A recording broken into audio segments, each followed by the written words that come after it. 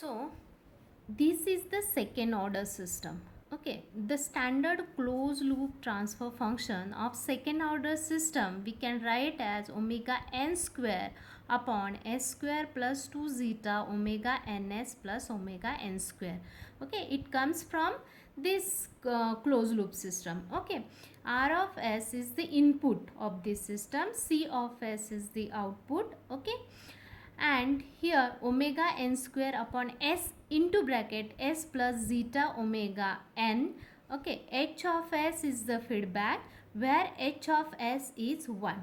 If we are considering the system like j of transfer function is j of s upon 1 plus j of s h of s, so you will get, after simplification you will get this equation. Okay, c s of s upon r of s or of s, that is the transfer function of output upon input, is equal to omega n square upon s square plus 2 zeta omega ns plus omega n square. Okay, so this is the transfer function of second order system. Now where omega n is undamped natural frequency, zeta is damping ratio, which is actual damping upon critical damping. Okay, if omega zeta is equal to 0, in that case our system is undamped system. So that this part we have already studied in our previous lecture. Okay, if we have zeta is equal to 0, our system is undamped system. If zeta is placed in between 0 and 1, that is 0 less than zeta less than 1, that is called the underdamped system. If zeta is equal to 1, that is critical damped system, and zeta is greater than 1, then that system is called the overdamped system. Now while finding the, normally we used to take the denominator polynomials to find the root of the any transfer function. Okay, so we'll consider here the denominator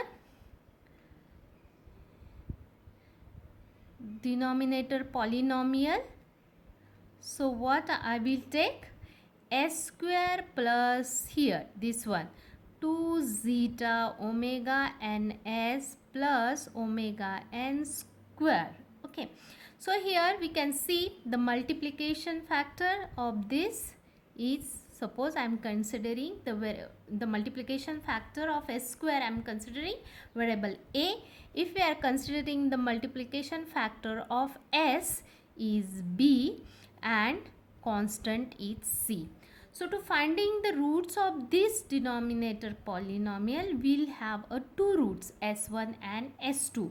So to find this, we use this equation minus b plus or minus root of b square minus 4ac upon 2a. Now if I am placing these variable values from this equation, then what I will get, s1 into s2 is equal to minus b is what, our 2 zeta omega n. So I will write 2 zeta omega n, okay, plus or minus square root of b square is 2 zeta omega n square minus 4, a is my 1, multiplication factor of s square is 1, so 4, and c is omega n square, so I will write 4 omega n square upon 2. Again a will be my 1. Okay, so here I can write this 2 will cancel over here, or I can write like this, minus 2 zeta omega n plus or minus, if I am taking 2 omega n common over here, here I can write now 2 omega n bracket square. So I can take easily 2 omega n as a common. So in that case, we'll get 2 omega n square root of this zeta square minus 1 upon 2. Okay, so here you can see over here this 2 will get cancelled over here. So my final roots, polynomial roots will be minus zeta omega n plus or minus omega n square root of zeta square minus 1. Okay, this is my polynomial roots. Okay, now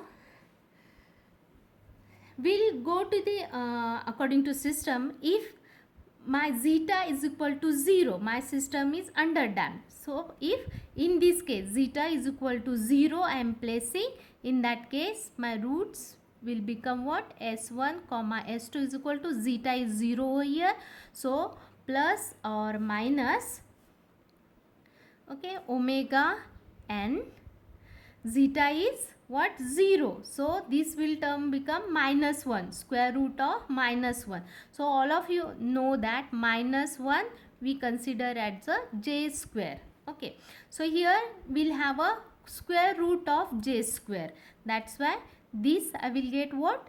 J term over here. Okay, square root of j square will be j omega n. So for zeta is equal to 0, I am getting my plus or minus j omega n. So these roots are purely imaginary roots. Purely imaginary roots.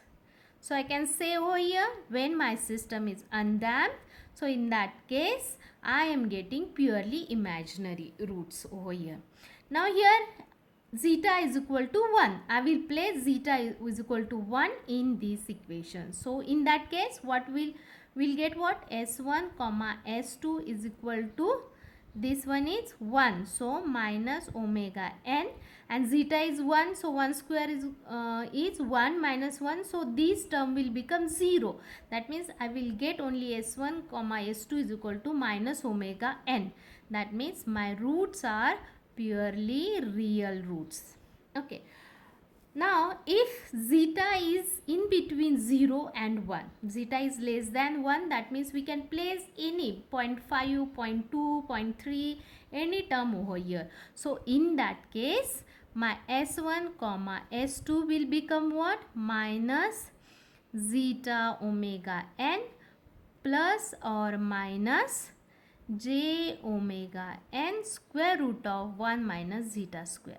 So why I am writing it here 1 minus zeta square? Because zeta is less than 1. That's why we'll write 1 minus zeta square over here. So in that case my roots are complex conjugate. Okay, complex conjugate. Now if zeta is greater than 1, system is overdamped system. So in that case we'll get what? Zeta is greater than 1. That means here it is greater than 1. So that value will be positive over here. So I will write what? Minus zeta omega n plus or minus omega n square root of, as it is, zeta square minus 1. So in that case our roots are the complex roots. Okay, that means in this case what? If system is undamped system, so we'll get the purely imaginary roots will be purely imaginary. So in GATE also they used to ask this question. If the system is underdamped system, so root will be complex conjugate roots. When system is critically damped, so roots will be purely real. And when system is overdamped, so in that case roots will be complex roots we will get. So this is all about the second order system. Okay, how to find the roots of this different systems.